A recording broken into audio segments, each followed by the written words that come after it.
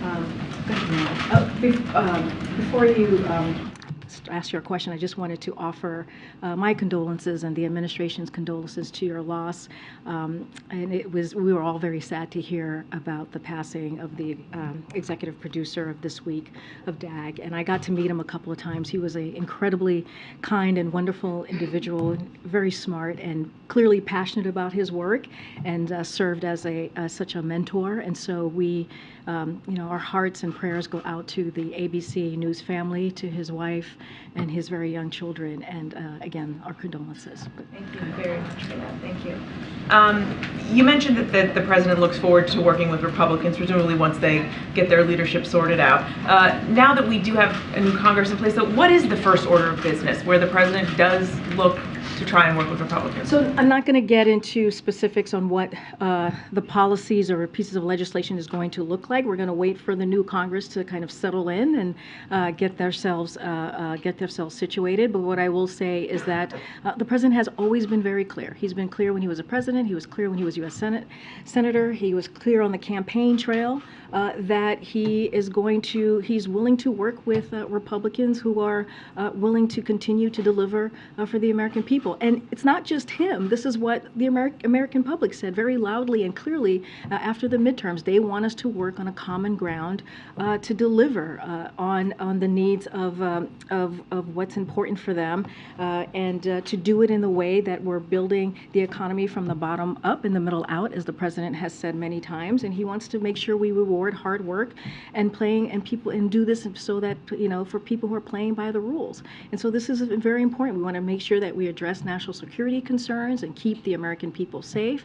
And so, some of you may have seen the president and the first lady on New Year's Eve. They were on your network, and you heard the president. It was just something that he says all the time. He's an optimistic person. He is very optimistic on what lies ahead and how we're going to move our country forward. Does the president see this leadership fight and have any takeaways from it in terms of whether it may make it more difficult to work with Republicans and getting any of these things done? I will say this. As you all know, we're going to go to Kentucky, as I just mentioned. We announced it a couple of days ago, clearly, that he's going to go there. It's going to be done in a bipartisan fashion. The bipartisan infrastructure legislation, the biggest infrastructure investment since 1950s. You think about the most significant gun reform in almost 30 years. You think about major China competitiveness legislation that's already bringing more manufacturing jobs back to America, and key help for veterans who were exposed to toxic chemicals in the line of duty. Those are things that the president has been able. Those are the historic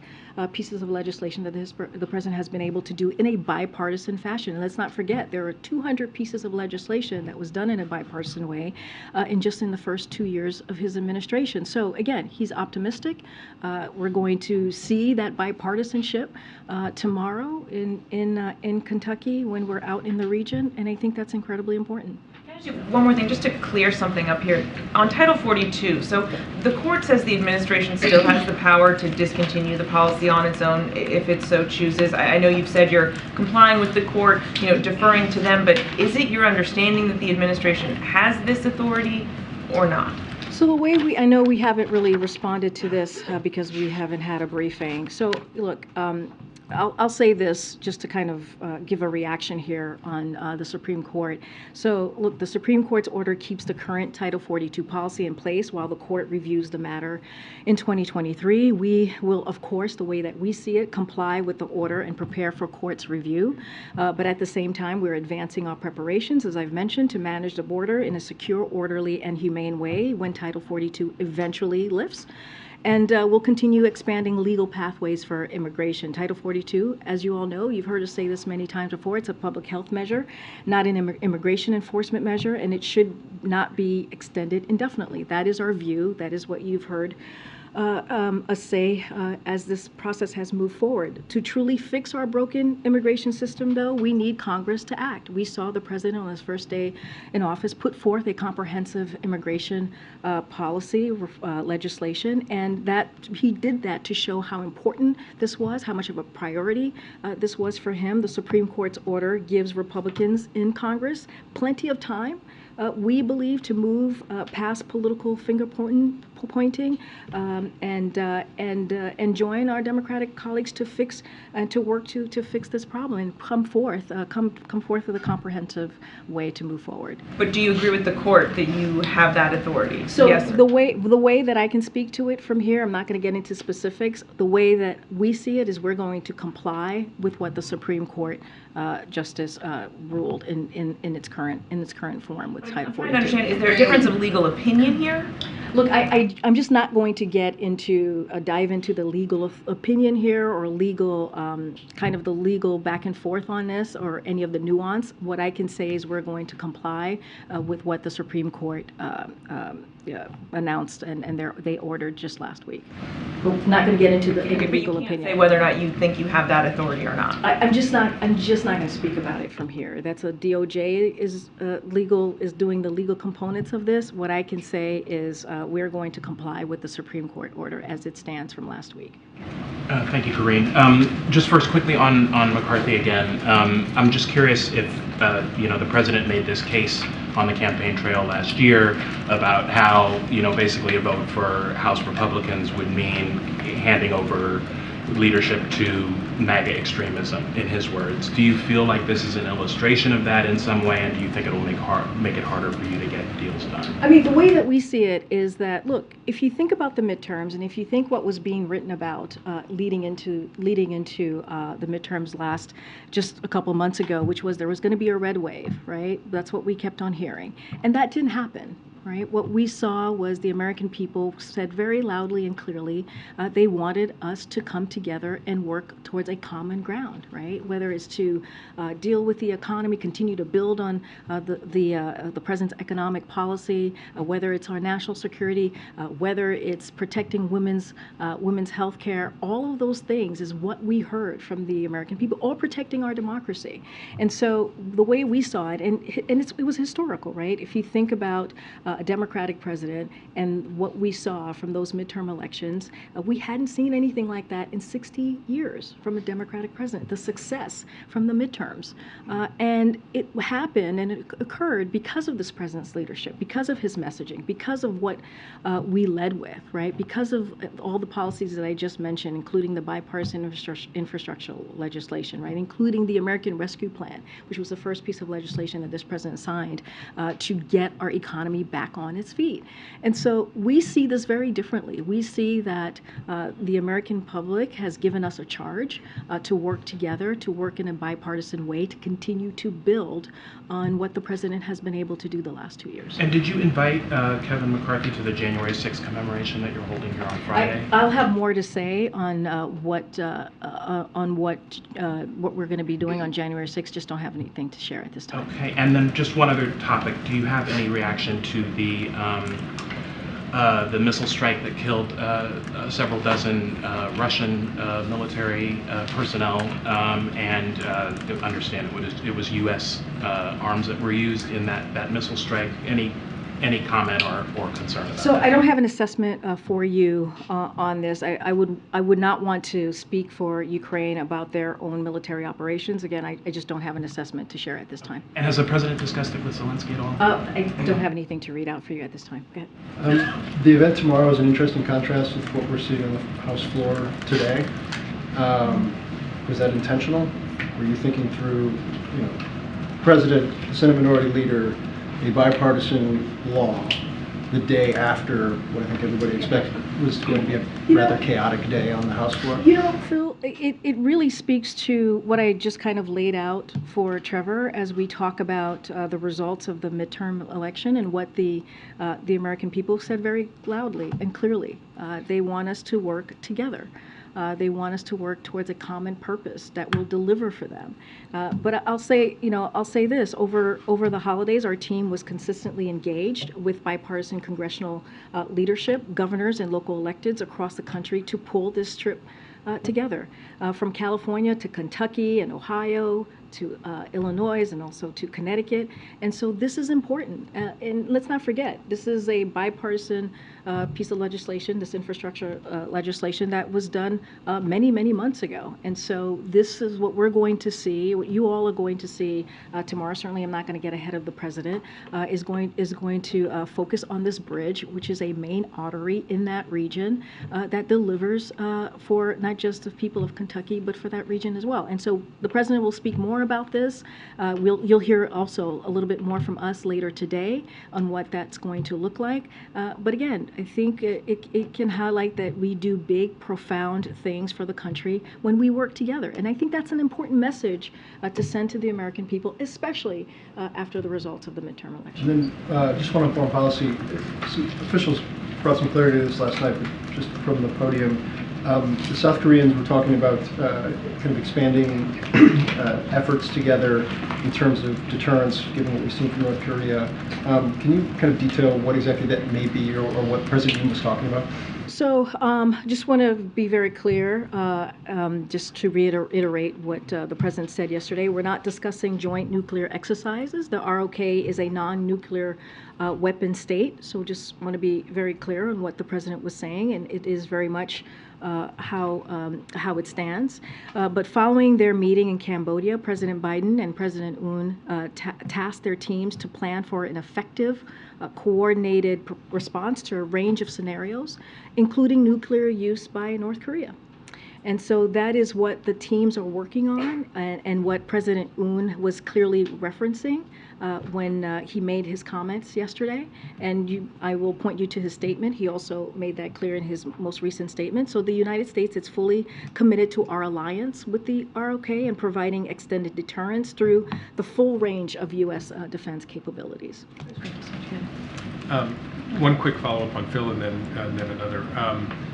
Did the president over the holidays reach out directly to Senator McConnell to invite him to the event tomorrow as a show of the bipartisanship that you guys say? So as you know, we do not talk about or lay out private conversations with congressional leadership. Well, sometimes we do, but when it's in your interest. Well, you know. All right, you may have caught me there a little bit, but look. I'm not gonna, you're gonna see them tomorrow. You'll be able to see for yourself that relationship that has been, they've known each other for some time now. But look, again, I'm not going to get into private conversation between the president and members of Congress, but what I can say and share with all of you is that our team was consistently engaged with bipartisan leadership, as I just mentioned, not just in Congress, but also with governors and local leaders. And this is an important issue, right? Again, let's not forget what the American people said very loudly. They want us to continue to build on policies like the president's going to talk about tomorrow. This bipartisan infrastructure legislation, and want to be very serious here. When you think about infrastructure, it is connecting communities, and that's what it is one of the vital things that we will see tomorrow when we are at the bridge. And then one just real quickly about the next trip, the Mexico City trip.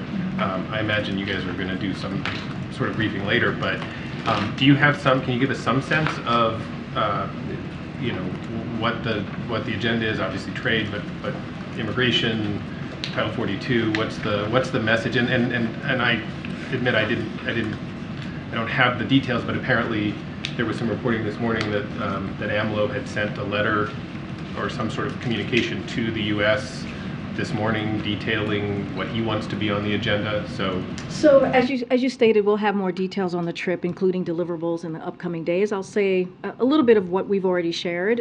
As you know, we're going to go on the 9th and the 10th. The president's going to be traveling to Mexico City for the North American Leaders Summit alongside President Andres Manuel Lopez Obrador of Mexico and Prime Minister, Justin Trudeau of Canada. The Knolls will be an opportunity for President Biden, Prime Minister Mr. Trudeau and President of Mexico to promote a common vision for North America with concrete initiatives that will address climate and environmental challenges, increase North America's competitiveness, protect the health and safety of our citizens, jointly respond to irregular migration in the region, and advance diversity, equity, and inclusion as well. We will, as you noted, as we get closer to the trip, we'll certainly have more to share with all of you. Thanks, Anne. Yeah, quick one. Were Senators Rand Paul or J.D. Vance invited to the event tomorrow? Don't have anything to share on who was invited or not invited, but I can tell you who will be there tomorrow. Okay, and the president... I would point you to their offices. The president had said that he was going to spend this lovely holiday season talking to his family. Has he decided whether or not to run for re-election, and when will he tell us? Oh, goodness. Tell us now. She's smiling for us. So look, as you know, I have to follow the law in terms of what I can discuss here. We do believe in the rule of law. I know some of you had something to say about that just a couple of weeks ago, but we do believe in the rule of law, and we will respect it, and we will honor that here from this administration. So look, you've heard the president say this directly after the most successful first midterms for a Democratic president, as I just stated, in 60 years, especially as we heard very loudly from the American people and the message that they sent. Look, you know, he has said that he intends to run, and I'm certainly not going to get ahead of the president. What I can say is that his focus will continue to be and has always been on the American people. It is going to continue to be and has always been on what we can do to improve their lives. It will continue to be and has always been, how do we build on his economic policy? How do we build an economy from the bottom up and the middle out? And how do we continue to cut cost when we think about health care, when you think about the Inflation Reduction Act, when you think about the CHIPS Act, and making sure that we're bringing manufacturing jobs back here to the U.S., which we're seeing manufacturers doing. So that's going to be his focus. Again, I'm just going to reiterate what I've said. I'm going to reiterate what the president said. He intends to run, and certainly, as I know from my job, I'm not going to get ahead of any announcement. Just a tiny holiday catch-up, or maybe not tiny at all because it was a giant meltdown. Does the administration have any thoughts about the Southwest Airlines meltdown? Are you guys satisfied with the performance of the airline? What is the administration going to do to make sure that passengers are made whole? Yeah, I have a couple things to say on that. I think that's a really good question. Look, Southwest Airlines failed its customers, point blank. The Department of Transportation will hold them accountable to their commitments to make their customers whole. While every major airlines face challenges from a pre-Christmas storm that wreaked havoc on the aviation system, all major airlines except for one, which is Southwest, clearly, were able to recover quickly. So Southwest Airlines acknowledged that all cancellations starting December 24th were controllable, in other words, not weather related. So that means the airlines assumes responsibility based on Southwest's prior commitments to customers. The airline must cover rebooking, hotel rooms, meals, and transportation to and from a hotel. What's more, Southwest must make their customers whole by paying for coach flights, rental cars, and trains to get people to their final destinations. And Southwest must return baggage as quickly as possible and reimburse passengers up to $3,800 in provable damage under Southwest's care. The Transportation Department is watching. They're monitoring this very, very closely to ensure that this all happens, and we'll seek fines from Southwest if it doesn't cover a cost. Thank you, Karine. Happy New Year. Happy New Year. To follow up on Tam's question, after we saw thousands of flights over the summer be canceled and delayed, we heard a very similar sentiment that you just said from Secretary Buttigieg, that we have to put more pressure on the airlines, that he thought that things would get better by the holidays, that you're pressing the airlines for better service. What did the administration do between those failures and the failures we saw over the holidays to try to make things better? So just a couple of things. So since 2020, to your question, our administration has made it a priority to help people get their money back from airline disruptions. That aggressive work has brought real results for the American people. In 2022, DOT issued the largest consumer protection fines against airlines in U.S. history. The Department of Transportation will seek fines from Southwest, as I just mentioned, to make sure that they cover cost as required. And look, our administration is going to continue to press for long-term solutions. This is something that we are committed to. You heard the president speak about this, making sure that customers who are kind of left behind, essentially, are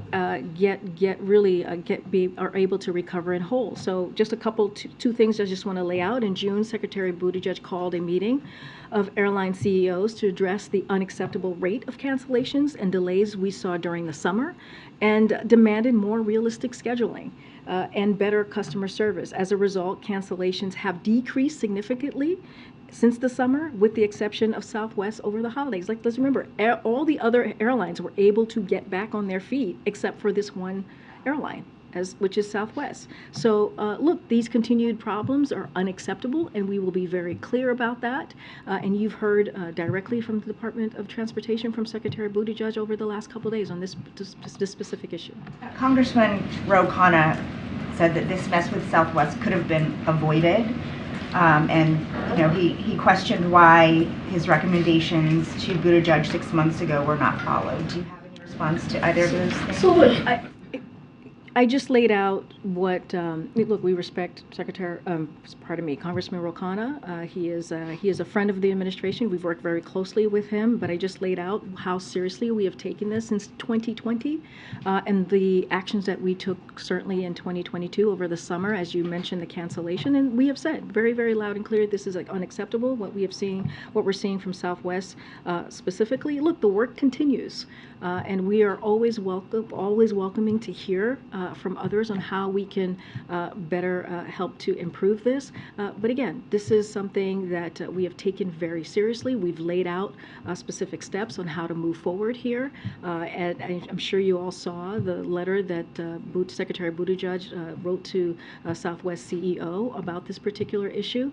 And we are going to make this a priority in making sure that we get people their money back into their pockets who are affected by this. This is a serious issue that we take very seriously. Just a couple on House leadership. I know you said the president wasn't going to insert himself into the leadership vote, but to follow up on Zeke's question, has he been observing the vote today at all? Look, I can't speak to if he's been watching the vote today. What I can say is he's had a pretty busy schedule. He did the PDB this morning, as you all know. He's had internal meetings with his staff all day. But look, this is, I say this because this is something he truly believes. He was a senator, right? He understands how this process works, and he's just not going to insert himself. He's going to let the process play out and continue to do the work of the American people. And then just finally, regardless of how it shakes out, does the president believe that House Republicans should find a way to push George Santos out of Congress?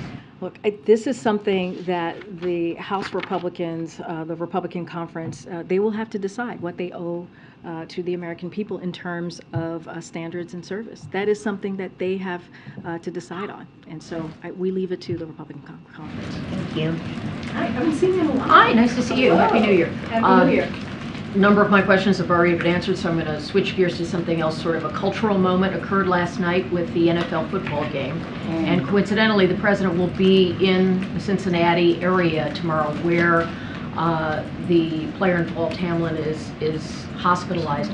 Does the president or the White House have any reaction to that particular incident and where it stands with player safety and just how this really had a big impact on sports fans in the United States? So certainly the president has seen the horrific news of Demar Hamlin's cardiac arrest during the game last night. It was, as I said, horrific, and millions of people saw that across the country. So, I'll say that, we hope his condition and his health improves quickly.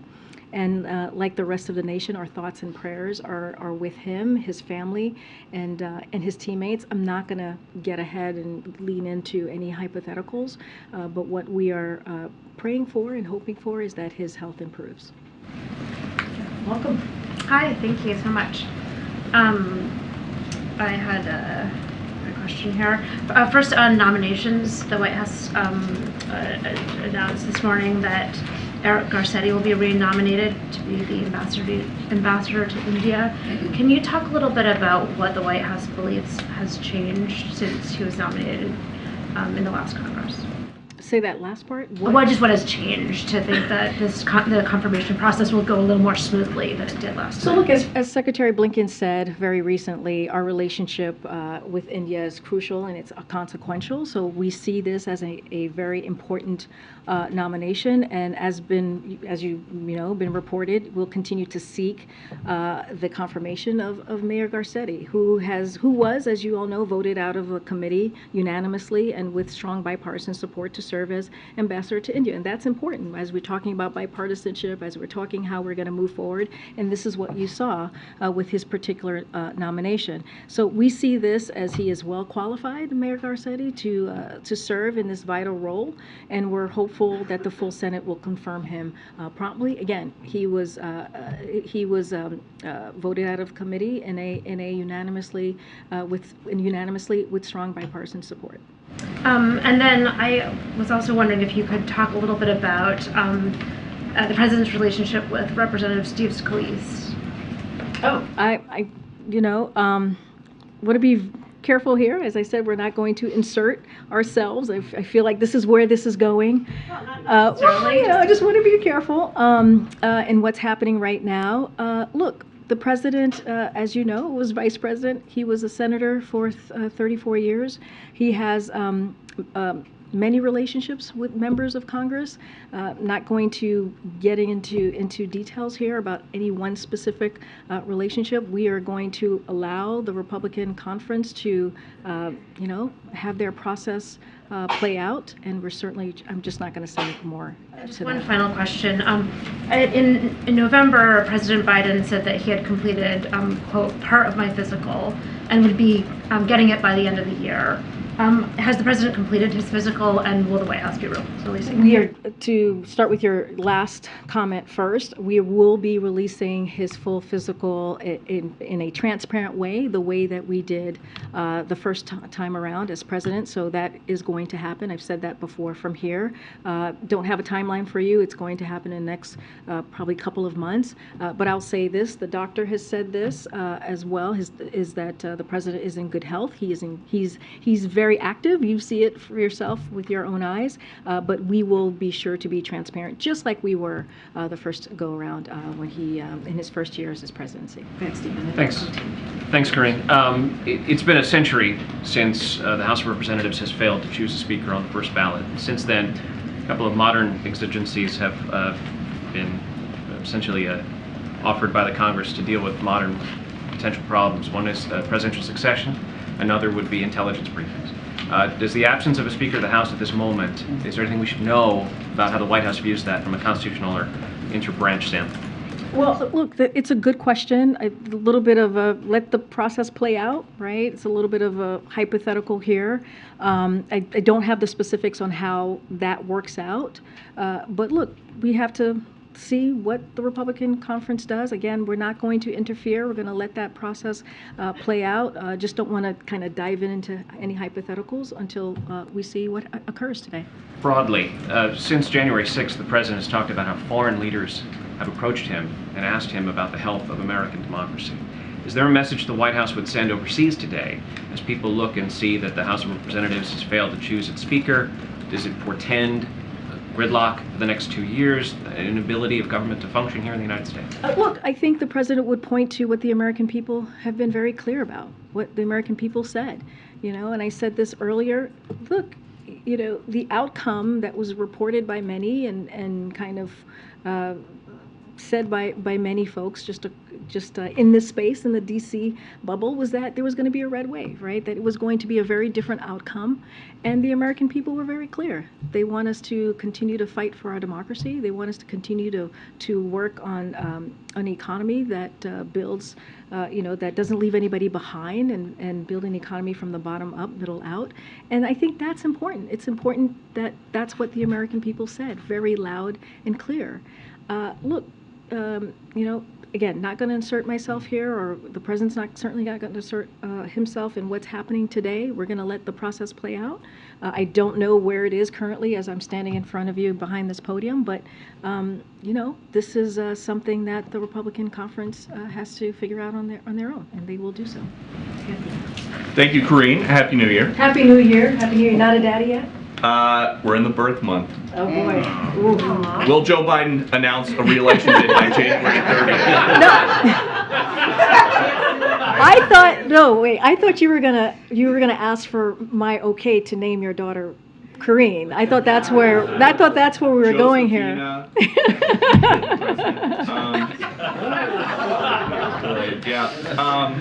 I don't know. I think Karine sounds just as good too. Okay. Yeah, I'm just saying. Take it under advisement.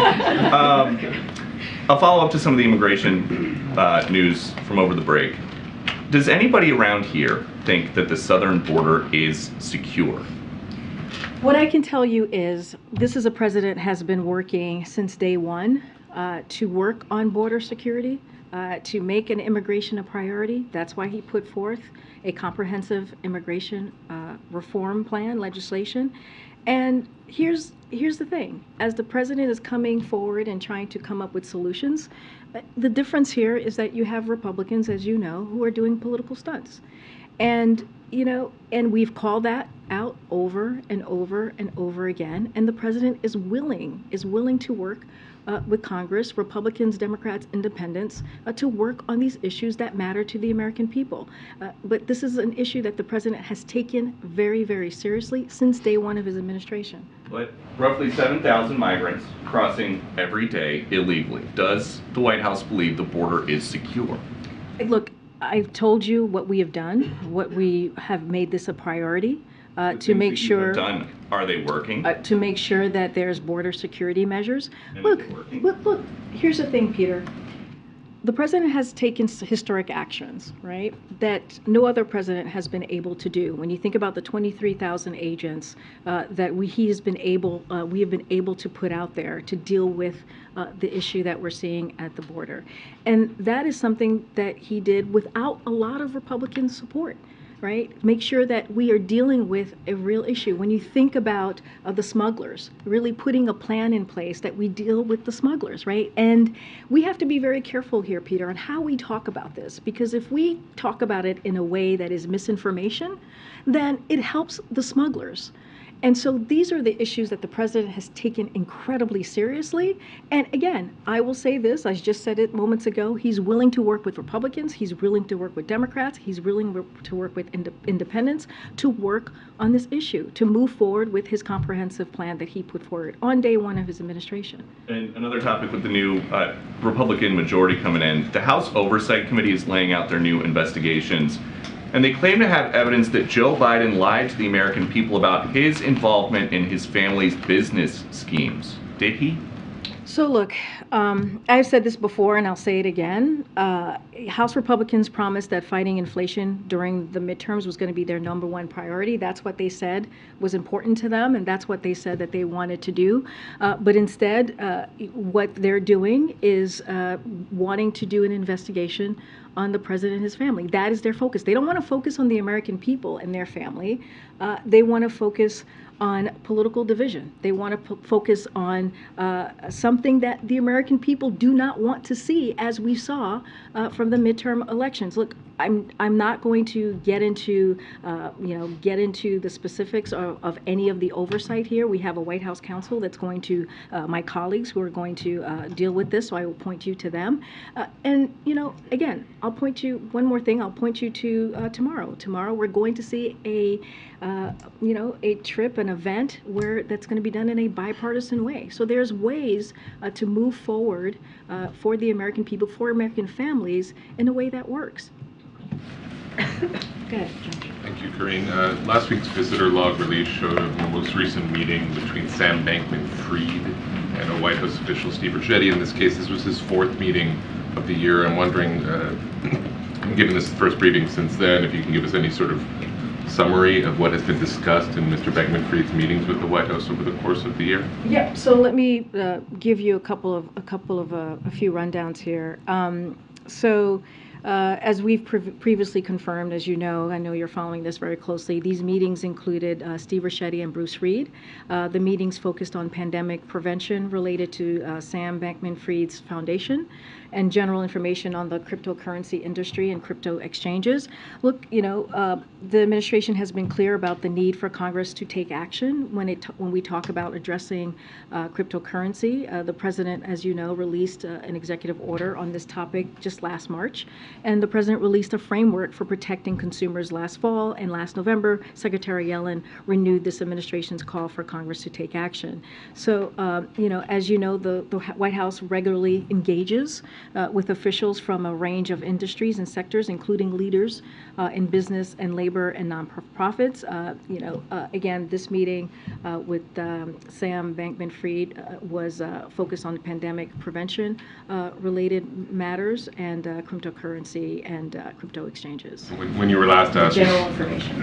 Thank you. You said that you couldn't comment on whether the president has any view about whether Democrats or Democrat-aligned groups should consider returning some of the donations Mr. Bankman-Fried made. I'm just circling back on that to see whether that's still the case. Yeah, he has no view on whether this money that is should... still the case. I don't have anything to share or any change of my comments that I've made before on this.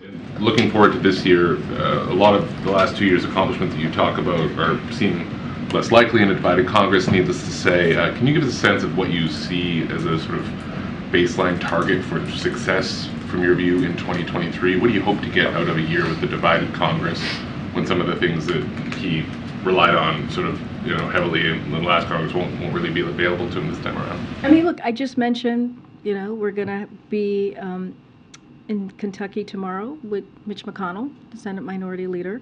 And I think that's important. I think that shows how it is important for the president to show that bipartisanship, right? It is important to show that how the bipartisan infrastructure legislation is going to make a real difference to Americans across the country. And so I think that I know there's a lot of doubt, and I know tends to be a lot of this is politics. There tends to be a lot of negative kind of thinking on how we move forward. But look, this is a president, as senator, as vice president, who has worked across the aisle and has been successful at that.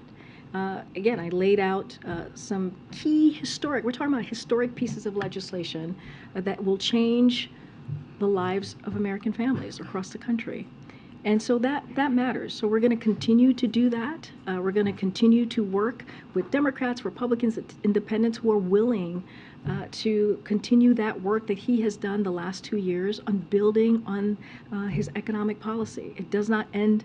It doesn't end in the last Congress, and it hopefully will continue in a new Congress. Are there any particular topics where you think bipartisan bills are possible? I'm not going to get into specifics right now. I'm not going to get ahead of the president on what that's going to look like. What I can say is, when it comes to lowering costs, medical cost for the American people, as we started to do with the Inflation Reduction Act, we want to continue to do that, right? As it comes to making sure we're creating good paying union jobs, clearly we want to continue to do that. We want to continue to fight inflation, which is the president's #1 economic priority. So all of those things still stand. It's just a different year. Karine, I want to kind of piggyback off of Stephen's questions. Today is a very newsy day on the Hill, and the number 218 for the second time is elusive for Kevin McCarthy. What do you say to the American public as we're still figuring out what's happening on Capitol Hill? And this is not just about a vote. It could be a constitutional issue. Look, I just don't want to, again, want to be really careful here. Not going to, you understand the power of the podium here, not going to insert myself on something that is currently happening on the other side of Pennsylvania. Not going to get involved, not going to name names, just going to let that process move forward. And this is something also that the president understands. Like, this is a process that they have to decide on. But how do you reassure, how does the other side of Pennsylvania Avenue reassure the American public as the democracy is going through growing pains? Some may say there are cracks in democracy. How does this White House reassure the American public as all of this is going on? So look, separately and aside to what's going on, as we're talking about our democracy, and the president has been very clear, we have to continue to fight for it. This is something that he will continue to do every day, and we have to protect our democracy. This is something that the president has spoken about in speeches that you have covered, April, yourself, and how important it is to do that. And he feels, as the president of the United States, he needs to speak loud and clear about that. But again, let's not forget, the American people, as you're alluding to, is very much paying attention to this, right? They want us to continue to fight for our democracy. They want us to continue to protect our democracy. I don't want to, not going to get into what's happening on the other side of Pennsylvania, but this is, as it relates to our democracy, this is something that the president takes incredibly seriously. And lastly, at the very least, Hakeem Jeffries will be minority leader of the House. Has the president talked to him recently? What is their relationship, etc.?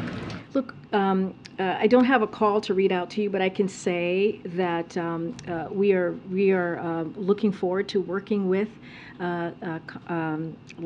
Minority Leader Jeffries. We see him as a partner in this. He is incredibly impressive. The president believes he's incredibly impressive, and we look forward to working very closely with him, as we have been these past 2 years. And I think it's important, right? It's important to see that type of representation at that level. But aside from that, Hakeem Jeffries is a brilliant thinker, a great legislator, and again, we congratulate him on his new role, and we'll continue to work closely with him. Thank you. Happy New Year. Happy New Year. I wanted to ask you about the first briefing of this year. What are the foreign policy priorities for the president for this year? For our goals for this year. So Jake Sullivan, our National Security Advisor, spoke to this very recently when he spoke at Carnegie just last month, actually. So this is a decisive decade, which is what he said, and we are focused on how we compete vigorously to advance our interest while building diverse coalitions to address the biggest challenges of our time. And if you look at 2022 just alone, as a standalone, President Biden hosted and met with leaders of the Americas, of Africa, of Southwest Asia, the Middle East, and the Pacific Islands. That is something that the president did in just 1 year alone. He's attended very consequential, if you think about it more holistically, the G7, G20, and NATO summits.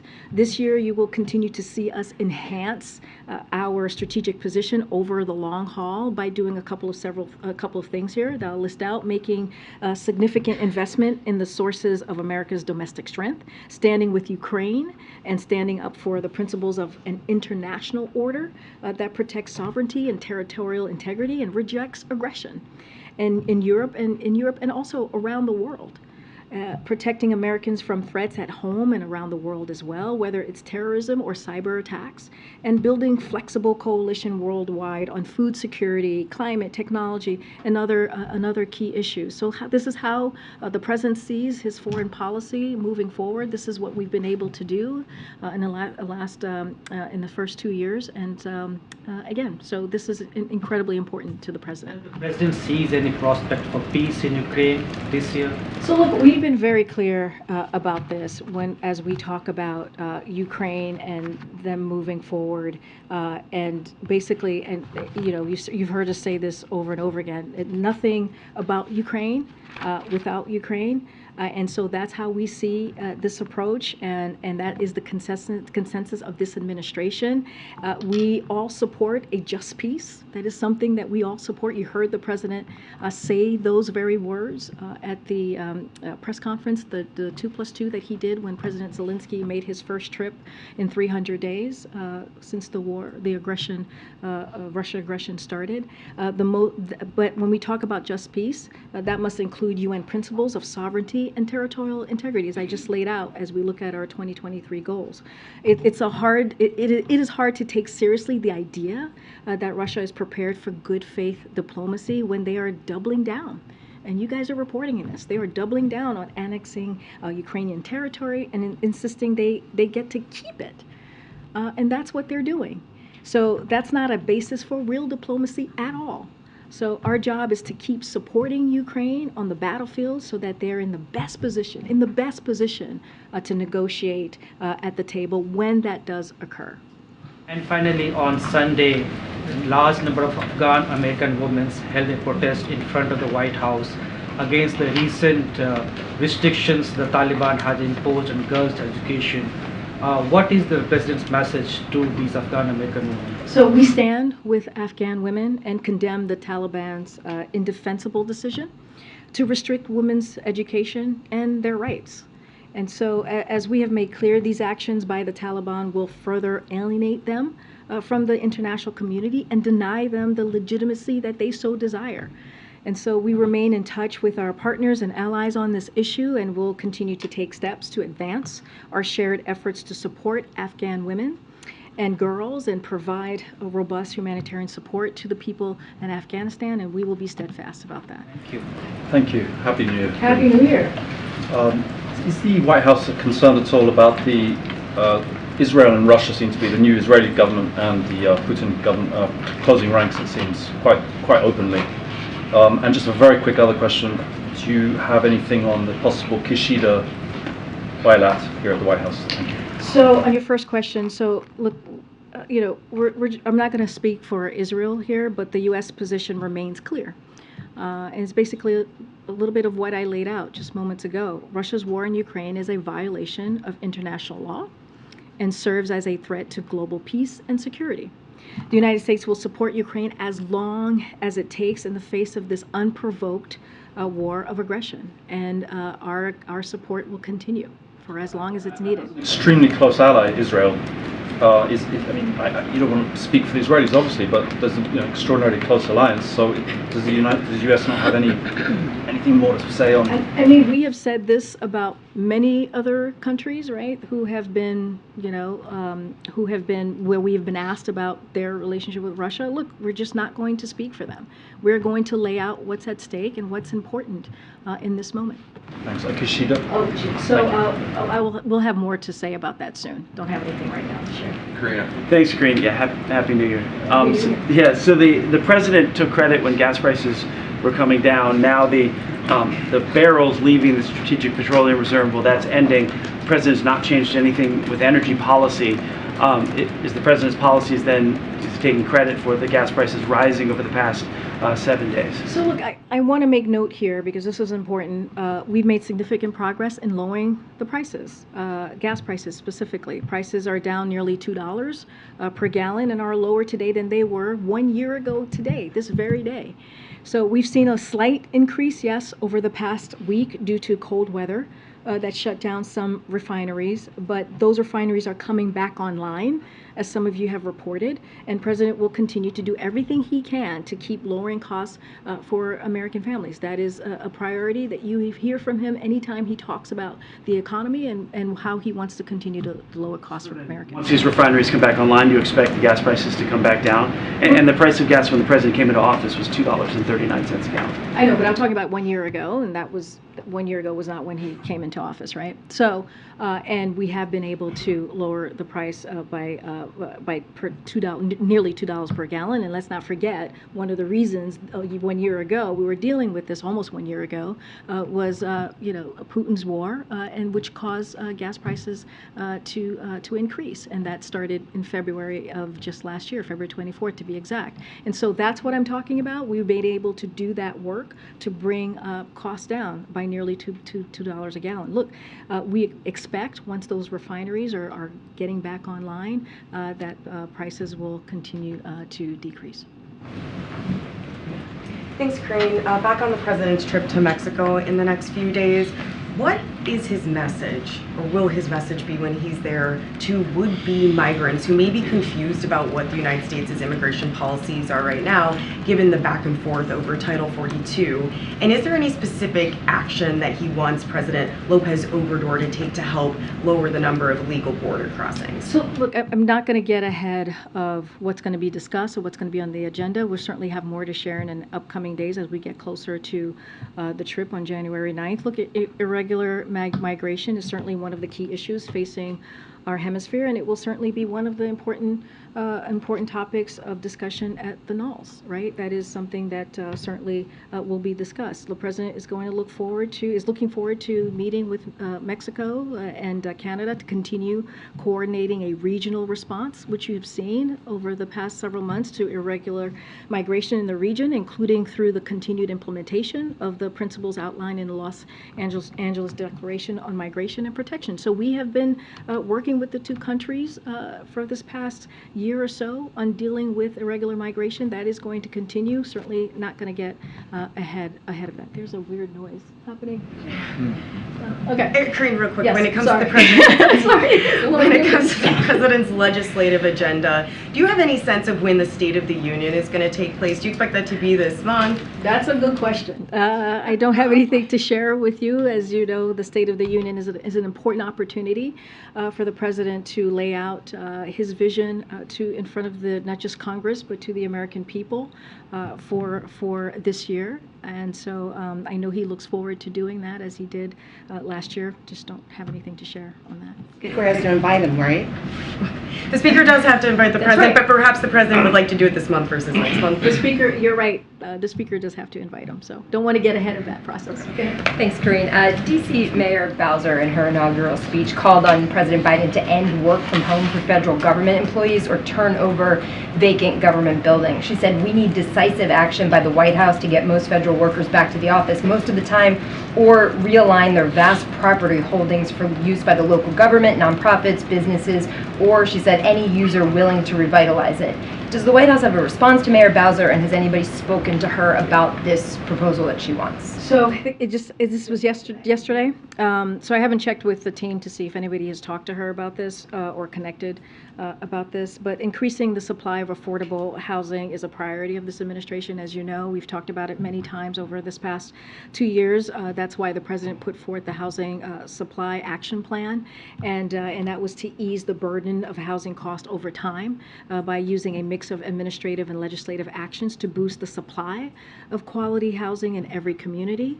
I don't have any announcement to make from here or to any response really to Mayor Bowser, but clearly this has been a priority for this president, which is why he put forth this action plan. Specifically on the issue of federal workers, in his Christmas speech on December 23rd, the president said, "Things are getting better. COVID no longer controls our lives. Our kids are back in school. People are back to work." What does he see as the future of federal work in D.C. for the federal workforce in terms of employees working at home versus working in the office, given the large numbers of employees and the large numbers of buildings that they work in this city, and what that means for the downtown area here? No, very good question. Don't have an announcement to make at this point. Look, we listen to the experts, right? We certainly follow the science and listen to the experts. Just don't have anything to announce today on any changes to that particular as it relates to federal buildings and federal workers. But look, just to reiterate what the president said, we are in a different place than we were when he walked into this administration. He put together a comprehensive a comprehensive COVID vaccination plan that made a difference, that helped put our economy back on its feet. And look at us today. I remember, you guys, some of you were here for Jen's first briefing. There were 14 of you masked up. And look where we are 2 years later. We are in a different place. And so I think that's important to note. We are going to continue to share our message with the American people to get that new vaccine. It is important. It will help continue to get us back into a place where it doesn't disturb our lives the way it did 2 years ago. We know the tools that work. We know what we need to do, and so we need to make sure that we continue to communicate with the American people on getting that vaccine, and so we'll continue to have that conversation. Oh, okay. Karine, question on Pope Benedict. Karine, Pope Benedict, question. Okay, all right. I'll take, sure, I'll take your, go ahead. All right. Happy New Year to you. Happy New Year. Actually, two. Okay. One. Two questions. Well, same on Pope Benedict. Okay, Happy New Year's two, meaning two. Okay, gotcha. Yeah, all right, we'll start this all over. Yes, let's start this. Pope Benedict, his funeral is Thursday. The late Pope Benedict, his funeral is Thursday. Is the U.S. sending a delegation to Rome? Do you know? So let me just first say, because we haven't been able to be on the record on this since the passing of the Pope. So as the President said in his statement, as I'm sure you saw, he joins Catholics and so many others around the world in mourning the passing of Pope Emeritus Benedict XVI. He will always remember the Pope's generosity and meaningful conversation they had when he visited the Vatican in 2011. So to answer your question, the U.S. Ambassador to the Holy See, Joe Donnelly, will represent the United States at the funeral of the Pope in line with the wishes of the late Pope and the Vatican. This is what their requests were. This is what their wishes were. And so that's what you'll see from the U.S. Following up, I know you read a statement there, but what did Pope Benedict mean to President Biden as a Catholic? You know, the President, as you know, he takes his faith very seriously. This is someone who is passionate about his faith. That's not something I even need to tell you. You know this for yourself. And he remembers the Pope's generosity and his meaningful conversation they had when they visited, when the President visited the Vatican back in 2011. And so that's something that the President remembers and holds very close to heart. Okay, all right, guys. What technical issue? All right, well, guys, I'll see you on the road tomorrow, and we'll be back in the briefing room on Thursday. Thanks, everybody. Thank you. Thank you.